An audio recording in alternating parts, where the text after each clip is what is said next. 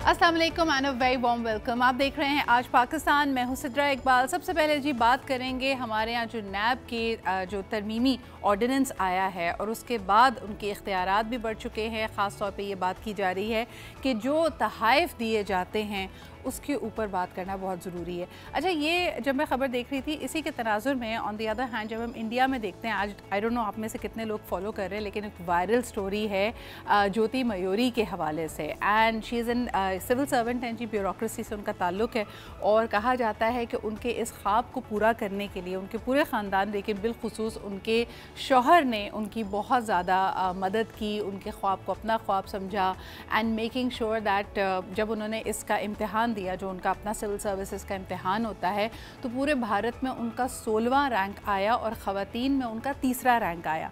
लेकिन कहा यह जा रहा है कि 7-8 साल की वो जो भी मेहनत थी उनकी और आज वो जिस ओहदे पे फायज़ हैं, उन इख्तियारात का गलत इस्तेमाल कर रही हैं और इसके विसल ब्लोअर भी उनके शौहर ही बने हैं। उन्होंने कहा कि आहिस्ता आहिस्ता इनका रवैया मेरे साथ ख़राब हुआ और फिर उन्होंने पोल खोलते हुए बताया कि लगभग तकरीबन माहाना 6 लाख इंडियन रुपीज़ की ये मुख्तलिफ मद में, चाहे वो करप्शन की ज़द आप समझ लें या बाकी तरीक़ों से समझ लें, कि ये पैसे हासिल करती रही हैं।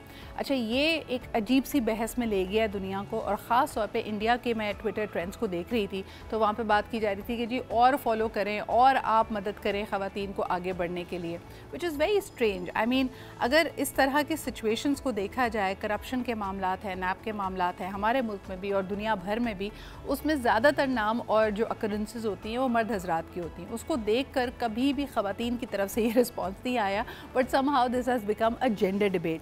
खैर जी, वापस आते हैं। नैब अमेंडमेंट ऑर्डिनेंस क्या है, इसके हवाले से सबसे पहले आपको एक रिपोर्ट दिखाते हैं और उसके बाद इसके क्या असरात मुरतब होंगे, क्योंकि नैब काफ़ी अरसे से कंट्रोवर्सीज़ का हिस्सा रहा है। जो मौजूदा हुकूमती सेटअप है, जब इन्होंने इक़्तिदार संभाला तब से ही ये बात की जा रही थी कि नैब निशाने पे है। नैब की जो तरामीम हैं वो हर हुकूमत के सामने आती रही हैं 2008 के बाद, लेकिन इसके ऊपर कभी भी इत्तेफाक नहीं हो पाया था। इसको ऐसा लगता है कि अटपटा सा आगे लेके चलते हैं। दूसरी तरफ इसके अगेंस्ट प्रॉब्लम्स ये भी हैं, बहुत सारे केसेस को जब परसू करता है तो उनकी जो एविडेंस कलेक्शन होती है वो बहुत मुश्किल होती है और इवेंचुअली उनके बड़े वीक केसेस होते हैं। क्या इस अमेंडमेंट के बाद नैब कमज़ोर हो रही है या नैब में मज़ीद इस्तेहकाम आ रहा है और वो इन केसेस को, करप्शन के केसेस को बेहतर तौर पर आगे लेकर चल पाएगी, इस पर बात करेंगे। लेकिन first take a look at the amendment ordinance कि इसके बाद अब सूरत हाल है क्या। Let's take a look. नैब तरमीमी ऑर्डिनेंस में ज़ाती मफादात के लिए तहाइफ की लेन देन को जुर्म करार दिया गया। चेयरमैन नैब को मुकदमे में नामजद किसी शख्स को वादा माफ गवाह बनाने का इख्तियार भी मिल गया। वादा माफ गवाह अपनी गवाही मजिस्ट्रेट के रूबरू रिकॉर्ड कराएगा। अगर वादा माफ गवाह ने कुछ छुपाने की कोशिश की तो उसकी माफ़ी मनसूख हो जाएगी।